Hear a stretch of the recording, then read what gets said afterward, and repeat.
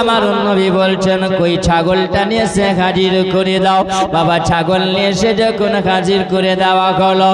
বাবাজিরা ওই সময় বাগেরা বলতেছেন নবী গো আপনি একবার আমাদেরকে ক্ষমা করে দিবেন গো নবী, কারণ আপনার মা হালিমা চোখের পানি আমরা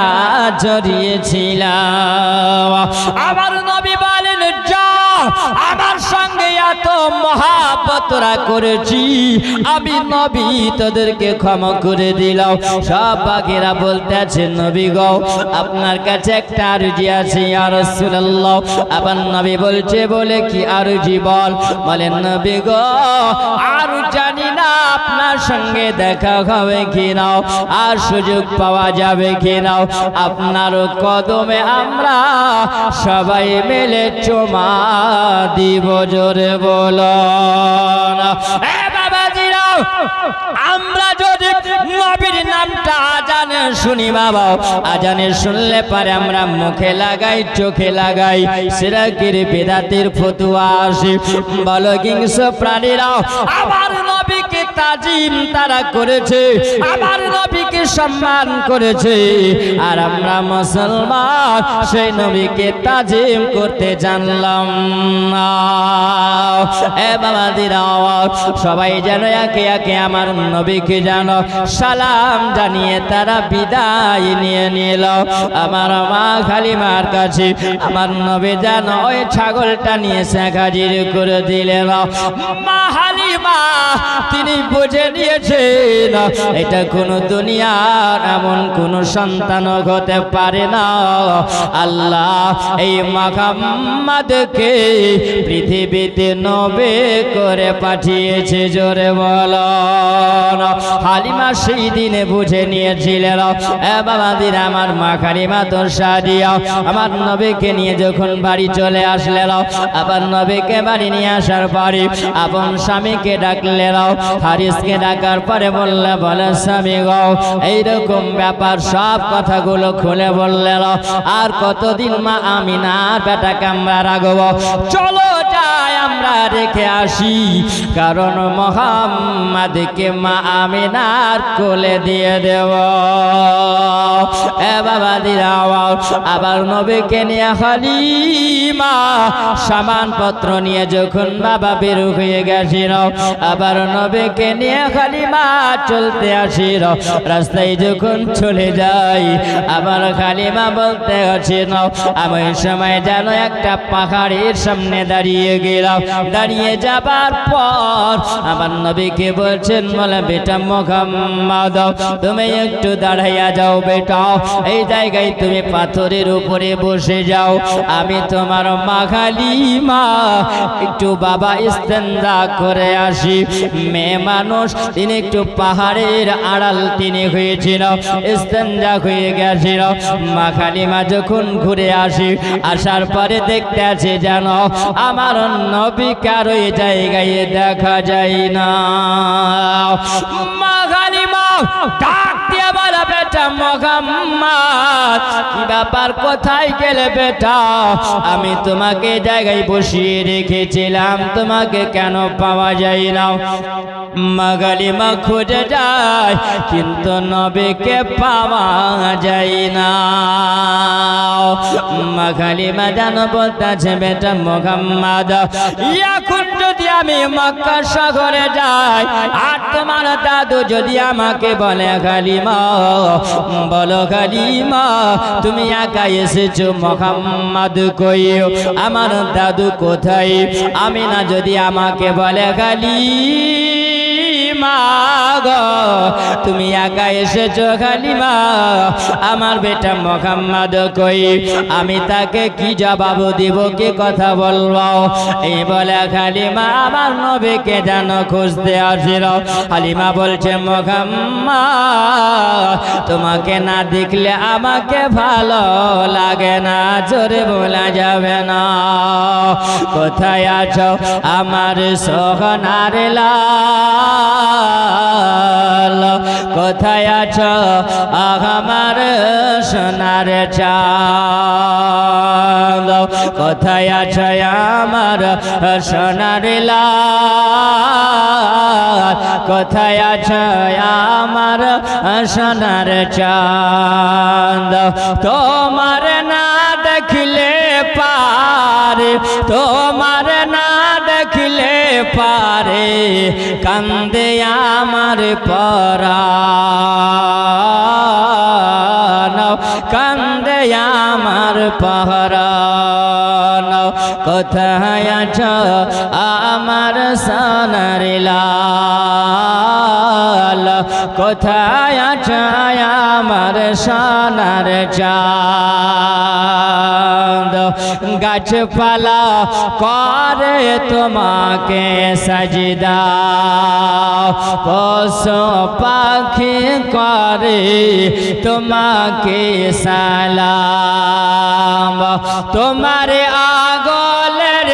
ইশারায় তোমারে আগলের ইশারায় চাঁদ হয় তো এখন খান কোথায় আছো আমার সোনার চাঁদ কোথায় আছো আমার সোনার লাল তোমার না দেখলে পারে তোমার না দেখলে পারে কান্দে আমার পরাণ কান্দে আমার পরাণ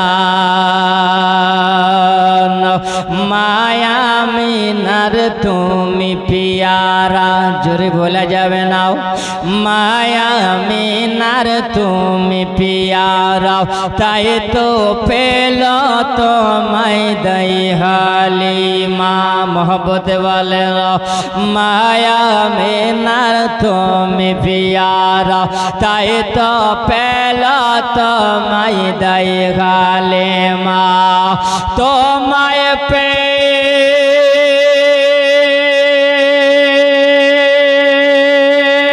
তোমায় পেয়ে খুশি হলো তোমায় পেয়ে খুশি হলো সারা জাহান কোথায় আছো আমার সোনার লাল কোথায় আছো আমার সোনার চাঁদ তোমার না দেখলে পারে তোমার না দেখলে পারে কান্দে আমার পরাণ কোথায় আছো আমার সোনার লাল মা কালিমা বলছে বলে বেটা মোহাম্মদ তোমাকে না দেখলে আমাকে ভালো লাগে না আমার মনে শান্তি আসে না বেটাও তোমাকে পাথরে বসিয়ে রাখলাম তুমি কোথায় চলে গেল মা কালিমা খুঁজে খুঁজে যখন আবার নবীকে না পাওয়া গেল উনি বাবা সোজা যেন মক্কা সাগরে চলে আসলেন উনি যখন কাবা ঘরের কাছে এসে পৌঁছালেন হঠাৎ করে যেন এই জায়গাতে আব্দুল মুতাল্লিব যেন দেখতে পায় হালিমা কি ব্যাপার হালিমা তুমি একা কেন হালিমাও আমার মুহাম্মদ কোথায় হালিমাও হালিমা যেন বাবা ওই সময় আব্দুল মুতাল্লিবের কাছে মাথা নত করে জানো তিনি নরম হয়ে বলতে আসেন যেন কাঁদো কাঁদো ভাব হয়ে আছে চোখের পানি ঝরতে আছে বলছেন বলে আব্বা হুজুর গো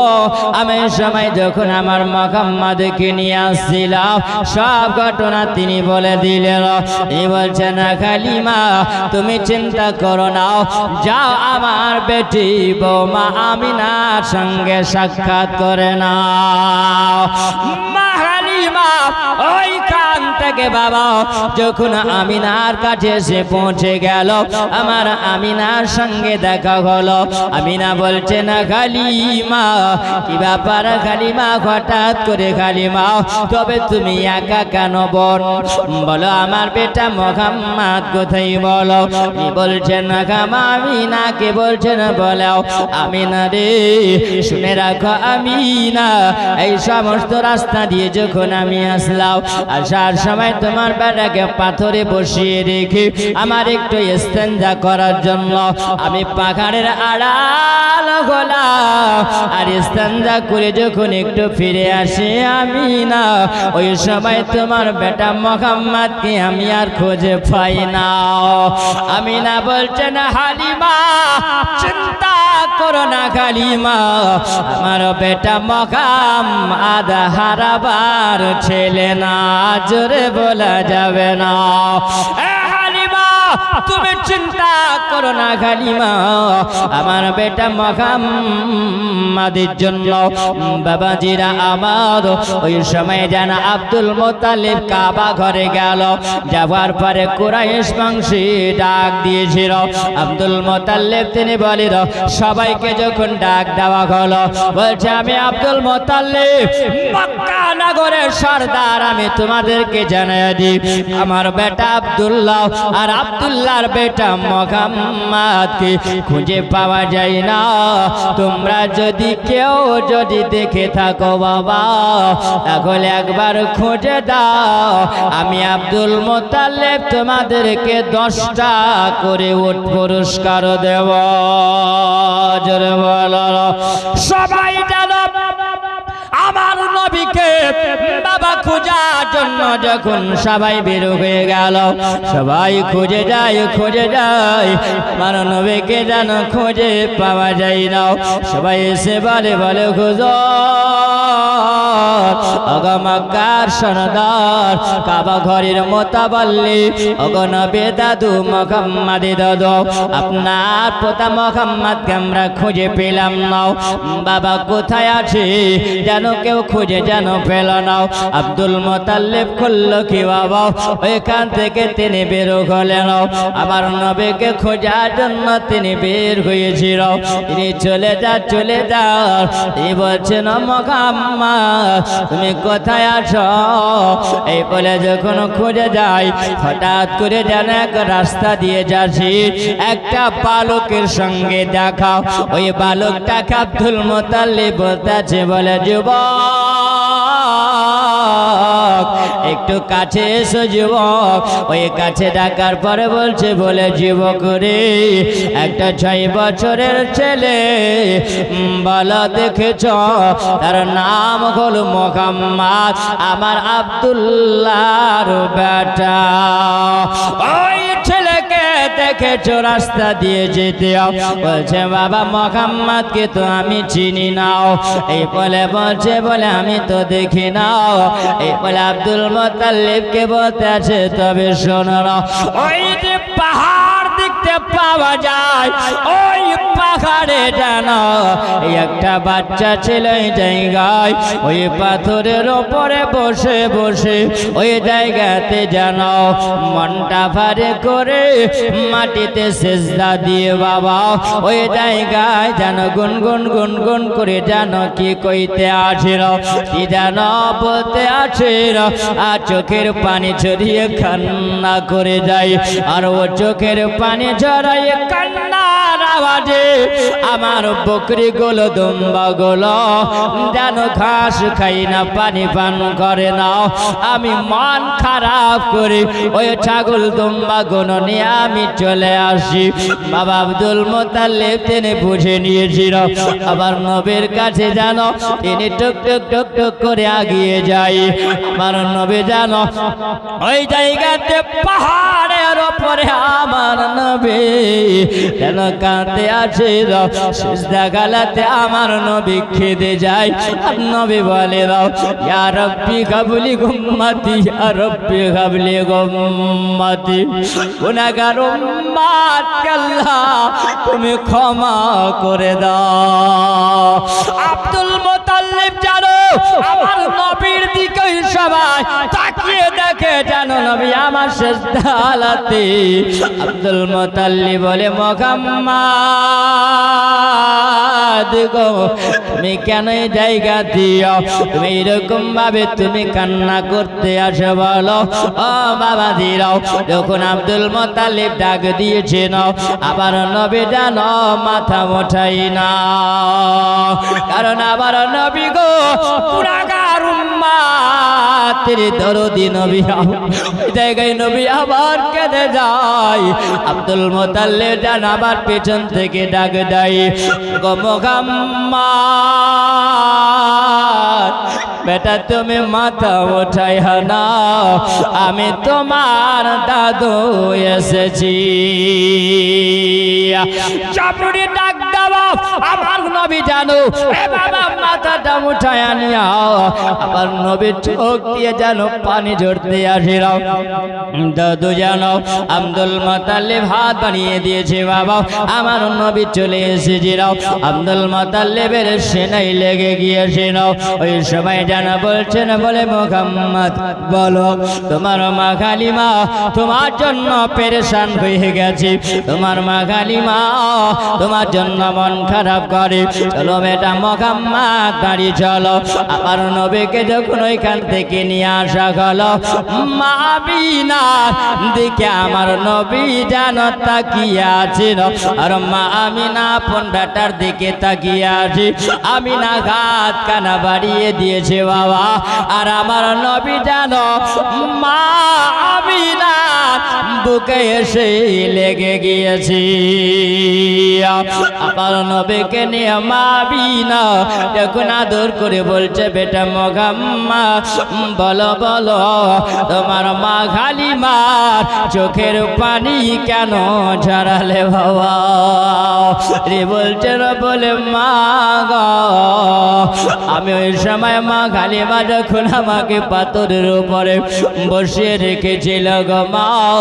ওই সময় আমার গুনাহগার উম্মতকে আমার মনে পড়েছিল জোরে বলো আমার ভালো লাগে না আমার ভালো লাগে না কবে যাব গো মদিনা আমার ভালো লাগে না সোনার মদিনা আমার ভালো লাগে না কবে যাব মদিনা আমার ভালো লাগে না জোরে হবে না আমার ভালো লাগে না আমি যাব মদিনা ওই মদিনাতে না গেলে ওই মদিনাতে না গেলে মনে শান্তি আসে না আমি যাব মদিনায় আমার ভালো লাগে না আমি যাব মদিনায় আমার ভালো লাগে না পাখির মতন থাকলে ডানা পাখির মতন থাকলে ডানা উড়ে গে যেতাম মদিনায় আমার ভালো লাগে না আমি যাব মদিনায় আমার ভালো লাগে না আমি যাব মদিনা ওই মদিনাতে না গেলে মনে শান্তি আসে না আমি যাব মদিনায় আমার ভালো লাগে না আমার ভালো লাগে না আমি যাব মদিনা যারা হবে নবীর দিবানা তারা যারা হবে নবীর দিবানা তারা হবে রবানা আমার ভালো লাগে না আমি যাব মদিনা আমার ভালো লাগে না আমি যাব মদিনা মদিনাতে না গেলে মনে শান্তি আসে না আমি যাব মদিনায় আমার ভালো লাগে না আমার নবী বলেন মা গো কালিমার চোখে চোখের পানি ঝরাই না গো মা ওই সময় আমার গুনাহগার উম্মতকে মনে পড়েছিল গো মা এই জন্য আমি একটু নিরিবিলি জায়গাতে গিয়া মা আমি আল্লাহর কাছে আমার গুনাহগার উম্মতির জন্য আমি ক্ষমা চাইছিলাম জোরে বলো বাবাজিরা আমার নবীর আদর্শটা দেখো আমার নবীর সময় মা কালিমাকে বলেন ওগো মা জানে একটু সময়ের জন্য মা গো আমি তোমার চোখের পানি জড়িয়েছিলাম মা আমি একটু পেরেশানি করেছিলাম মা গো ওগো মা আমার গুনাহগার উম্মতিকে মনে পড়েছিল মা কালিমা ওই সময় আমার নবীকে যেন বুকের সঙ্গে জড়িয়ে ধরে বাবা আদর করে চুমা দিয়েছে জোরে বলো মা হালিমা যেন এই সময় মা আমিনাও হালিমাকে যেন বাবা কিছু পয়সা দিয়েছিল উপহার দিয়েছিল আবার নবীর জন্য আবার নবীর ভালোবাসার জন্য বাবা কেউ বলেছে হালিমাকে 10টা উট দিয়েছে ও বাবা জিরা আমার আব্দুল মুত্তালিব ওই সময় যেন খুশি করেছিলেন মা কালিমাকে মা কালিমা বাবা বিদায় নিয়ে চলে গেছিলেন